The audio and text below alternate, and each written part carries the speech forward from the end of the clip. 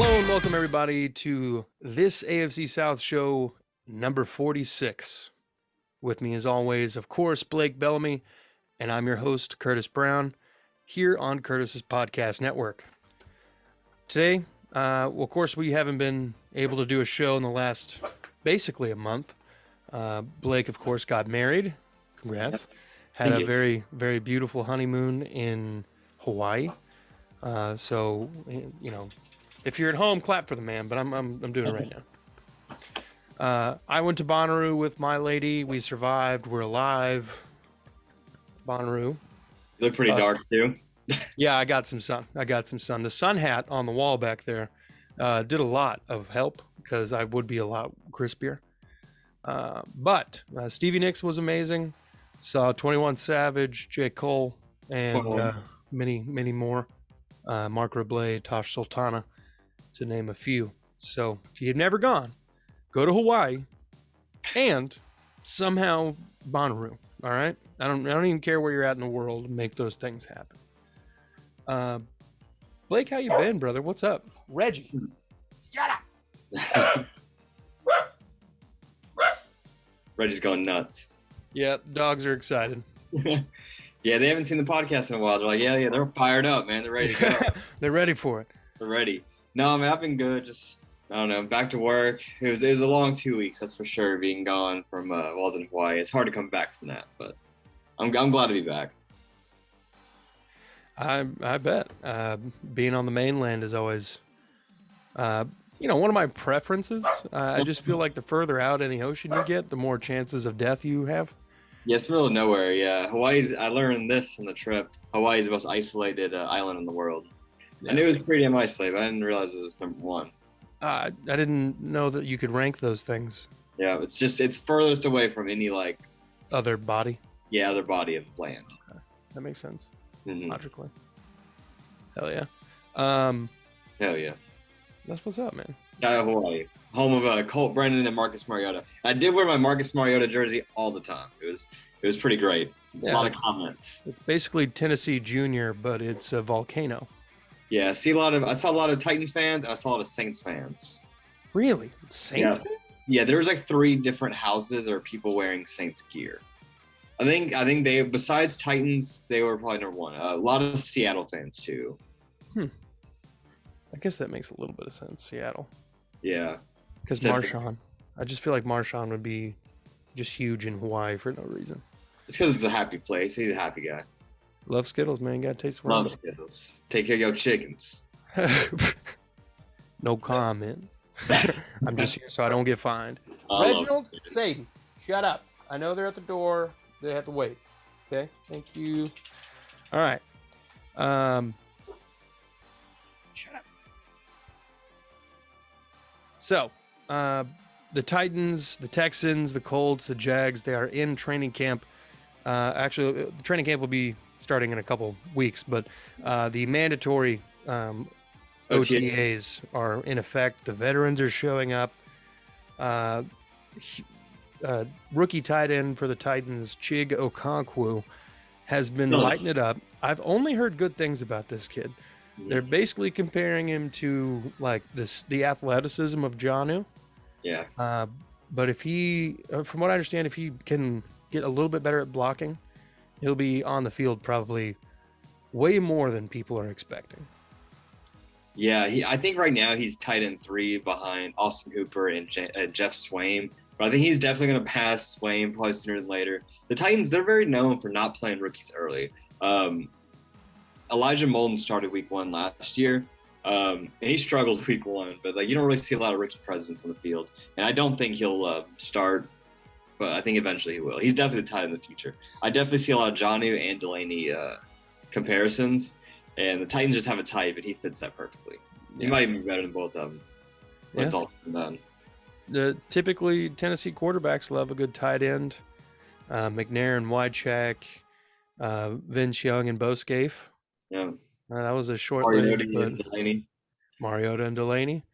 And then Tannehill and Jonnu. And then, a lot of reasons that Tannehill did struggle. So he didn't have a tight end last year. Ferkser did not step up like they hoped he would. I thought he'd be good. Yeah.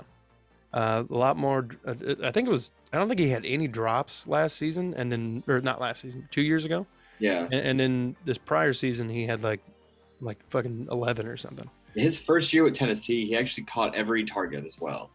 The guy was monstrous. The guy can play some football. And I hope he does well with Mariota in Atlanta. I think that's the best place for him, like with Arthur Smith. But he just couldn't handle tight end one. And he won't be tight end one in Atlanta. So I think he's going to be pretty good there.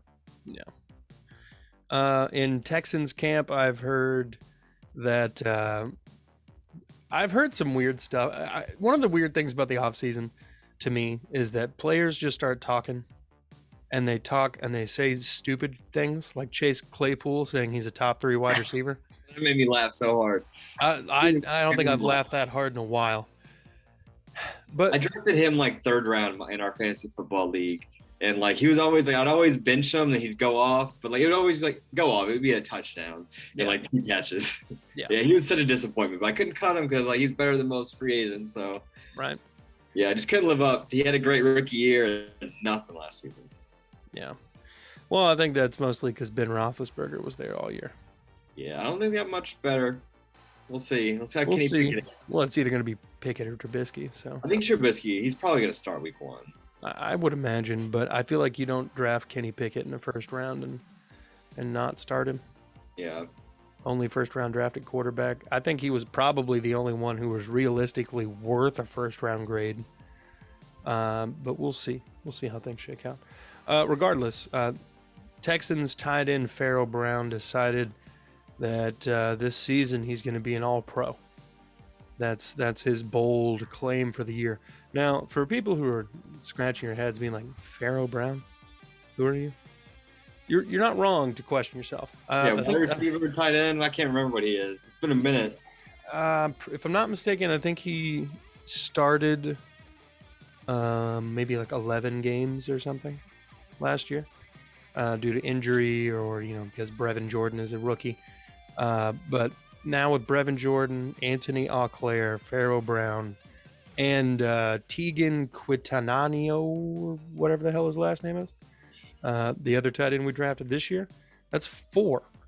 Not to mention the other people who are technically listed as tight ends, like Paul Quesenberry, who's the second string fullback at the moment. So he's in the thick of some competition, but it looks like he will be getting the front-running first-team reps, at least going into training camp and the preseason. He's a big-bodied guy, and he's really good in the red zone. He had some flashes last year, but I think he's going into his 6th year at like 27, 28 years old. I'm not saying he couldn't explode, but I'm not anticipating an all-pro season out of Pharaoh Brown. Trying to think about I've heard a lot of things about coming out of Colts camp about Matt Ryan and his arm not looking as strong as it has in the past. Have you heard anything about that? No, not a whole lot. I just know that, the Colts, they're just, it ain't it. No. It ain't it. No. See, they keep getting these geriatric quarterbacks in. They're just not good. It's true. I wouldn't necessarily call Carson Wentz geriatric. No, Wentz wasn't, but he's always hurt. He was fairly healthy last year. He played through some injuries last season. Yeah.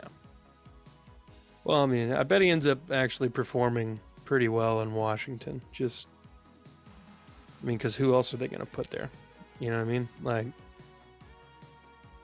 exactly. I'm ready for Heineke. I hope he comes in. That's right, Heineke. Yeah. When Wentz gets hurt. And then they have Sam Howell as well, who apparently Sam Howell's been looking good. And he was my quarterback 1 in this draft. He went all the way to the 5th round, so what do I know? Well, I think if Sam Howell would have left last year or something, he probably would have, if I remember his age correctly, I think he would have been a draft a little higher. But people did have him. I wasn't crazy for having him the first. A lot of people didn't have him below the 3rd. So it was pretty strange. He fell. Everyone fell. Yeah. Luckily, Malik fell. Yeah, right into the Titans' lap. Yeah. Hopefully, you guys can basically recreate Steve McNair Jr. there, but without the crazy after-career stuff. Yeah, hopefully he doesn't like women as much as Steve and or Deshaun. Jeez, Deshaun loves women, man. You guys won that trade. I don't care what happens, man. Your three first rounds could be bad, but hey, you got something. Yeah. No, we definitely won that trade. Way better than $240 million guaranteed for a guy who might never play for your team. Well, they're saying at minimum it's a 1-year suspension for Deshaun, and 20 of the 24 civil cases have officially been settled out of court. Yeah, so we are down to 4 now. So we're going to see where they go because 2 new ones were added pretty recently. So I'm pretty sure he still has to give like deposition or something on 1 or 2 of them. We'll see. But I could see the NFL, and particularly Roger Goodell, who's been coming under a lot of fire recently for the way he's been handling the Dan Snyder situation. Mm-hmm. There are people saying that he didn't handle it harshly enough. He should have pulled the hammer even further down on the man. But the $10 million fine that he put on Dan Snyder was like the biggest fine he's ever put on any owner ever, even by percentage. So I don't know that he hasn't, but I think that with Goodell having that kind of pressure on him just from the other situations, he's going to have to do something pretty outlandish for Deshaun. So a minimum of a year, I could see 1.5 years, 2 years. Yeah, I've seen 1 calendar year, which would, he'd miss all the, mini camp and OTA, shit like that. And again, when you're suspended, you can't have any contact with the team whatsoever. So he can't even hang out with his receivers. Right. Well, yeah. Didn't stop Ryan Tannehill during COVID, but they weren't suspended. No, but they were not supposed to be in contact with each other. Yeah. Oh well. Anyway, shut up. Sadie out here just screaming. She acting a fool. I'm surprised they're not making my dog go nuts. Oh, he's passed out. Never mind. He's sleeping. That's why. He's really upside down right now. Damn, that's funny as fun. And then out of Jags camp, Trayvon Walker's looking like an edge rusher. I don't know. I just don't know what to make of the Jags team. It seems like on paper you would be like, oh, these are some names. And then they play and you're like, wow, outside of when you guys play the Colts, nothing happens here. Nothing. I hope Doug Peterson can actually get something out of Trevor Lawrence, because Lawrence looked absolutely disheveled. Yeah, I wonder if this is one of those things where, like, a lot of those rookies, they just had, or even the vets, they just had such a bad year that it burned them out in football that they probably won't even care. I know it's going to affect some people a lot more than others. Travis Etienne said he was glad that last year he tore his ACL, because if he is going to miss a year, then he's got to miss that year because he was away from the team the entire time. Yeah, good call, Etienne.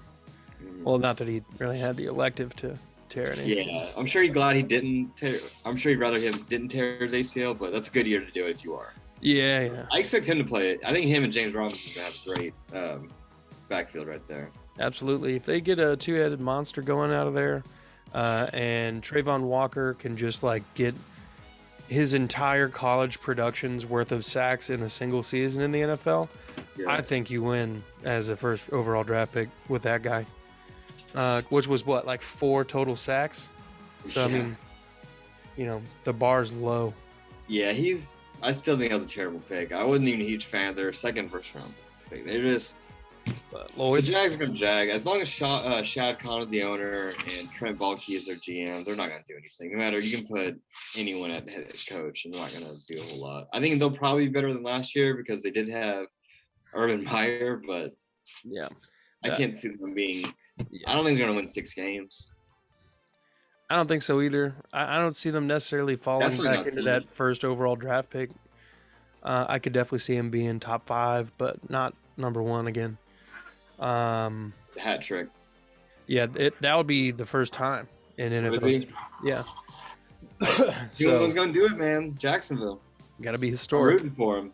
A little bit of historical nuggetry here. I was looking up the Oilers franchise history just because I was in a debate with one of our friends, I guess, in the AFC South trash talk group, and we were talking about how the Oilers won 2 championships in their first 2 years in the like ADFL, and I was like, "Whoa, what's the ADFL?" Yeah, I've never heard of that in my life. Yeah, and so this person was like, okay, so that all happened like 60 and 61, and then they joined the NFL or the AFL. They joined the AFL, and then they don't win a division title until the 90s. Oh damn, really? Yeah. So it literally, like, the 90s was like 91, 2, 3, and 5, something like that. And so technically, in their first like 37 years of their existence, they won the 2 titles in the prior league, and then nothing in the AFL, and then 6 total division titles in the NFL. Yeah. And there's a debate obviously going on with Houston Texans fans about where the history of the Houston Oilers should belong to. And obviously it should follow the Titans. It is technically the same franchise. They just moved. That's the only difference. Now, the only argument for anybody who is a native Houstonian is basically that you were there to watch the Oilers. Like, that was your team that you grew up with, and you have that emotional, like, sentimental value to that franchise. So I could see where some people might have even like just made the jump to being Titans fans at some point. I feel like most of them did. They followed the franchise. Like if the Titans left, like it would suck. Like if they went to like Oklahoma City, I'd still be an Oklahoma City fan. It would just be shitty because like I still like have all the memories of Steve McNair and Delaney Walker and Derrick Henry and all that. Like, yeah. And if we get a new team in like Memphis or something like that, like I'd root for them, but I'm still gonna be an Oklahoma City fan. Right. Well, in the point of that conversation, we were talking about whether Houston would be better off absorbing that history, and I don't think we would, because in the first 37 years, y'all had 6 division titles and 2 titles that don't even matter. Yeah, your numbers are way better. In 20 years, we got 6 division titles. Yeah. Nothing past the divisional round, but Well, you guys own the 2010s. Yeah, no, we had a really solid 2010s. Yeah. 2000s, yeah, it didn't look good. That was your first decade. No one expected anything of that. You guys have some great players. You do have some Hall of Famers, like Andre Johnson, Hall of Famer. Yep. Andre Johnson, probably. You can argue Arian Foster. He won't get in, but you can argue it. No, he'll probably make it to like the Ring of Honor or something, but like the Hall of Fame now. Yeah, J.J. Watt, first ballot. J.J. Watt for sure. Trying to think about anybody else. No, you guys had some good players though. Like Brian Cushing was really good, and you had another linebacker in that same area, also a white dude. Clay Matthews, or not Clay Matthews. Brooks Reed. Brooks Reed, yeah, it looked like him. Yep, he was our Clay Matthews, a little discount Clay Matthews. Discount, yeah. But I mean, hey, he played for Tennessee for a little bit too. Yeah, he played like 2 games and like lit it up. And, like never heard anything about. I think he's probably done football now. Yeah, I think by that time he was already like 34. Yeah, it was him and like John Simon at one point were our edge rushers. Jeez, yeah, both Titans as well. Mm-hmm. And I think I know John Simon was a Colt and a Patriot. Yeah. I'm pretty sure Brooks Reed played for the Falcons at some point. Yeah, he did. That's where he left after you guys. Okay. Trying to think about what's coming up next down the pike. Tuesday, for everybody watching, Tuesday we are going to have a huge get. Houston area ESPN host Jake Osman will be joining us. If you don't know much about him, go check out his YouTube channel, Jake Osman, ASMAN, JAKEASMAN. Great dude, seems funny as hell. I'm excited to have him on. I love anytime we can get a radio personality on. Mm-hmm. Just because usually you don't have to ask a very intense question, and they can answer that question with like a large variety of like very in-depth answers. Yeah, they give you 3 paragraphs of a simple question. I love that shit. It's real nice. Yeah, Buck was pretty damn good, and yeah, that was awesome. We're going to have to get him back on sometime soon.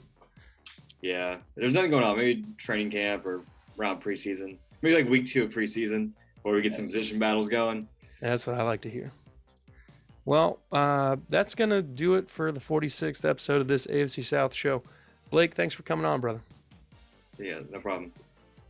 Folks, thanks for watching. Go ahead, like and subscribe. Comment down below. Anything you disagreed with, anything you agreed with, let us know. Give us projections, predictions. We tell us. Give me all of the insight that you have. And then we'll figure out how smart you are at football. Peace.